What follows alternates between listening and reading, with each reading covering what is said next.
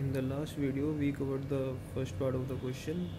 Now we are going to cover the second part, that is, for a reaction A plus B that gives the product B, the rate is given by rate equal to K A B square. Now they have asked how is the rate of reaction affected if the concentration of B is doubled, and what is the overall order of reaction if A is present in larger excess.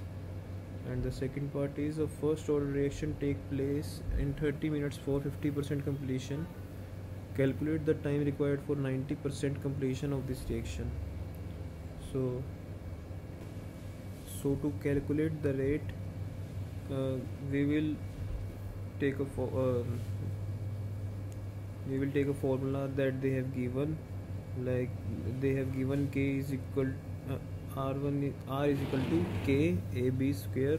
We will double the concentration B, that it becomes R2 is equal to K A 2B का square. Now dividing both the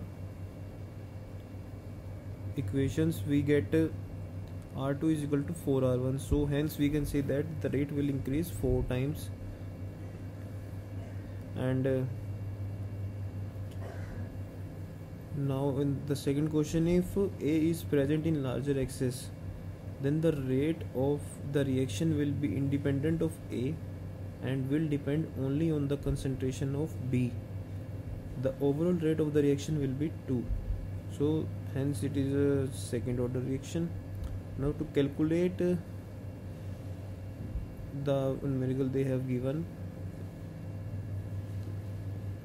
the time required to complete 90% reaction is equal to T1 by 2.693 by K, and as we know the half time is 30 minutes, so K is 0.0231 minutes.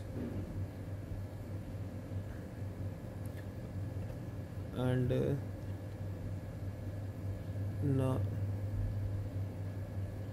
now the main formula is here, like 2.303 by T and log of A naught by A, and we have calculated T earlier, so here we have the 90% completion time.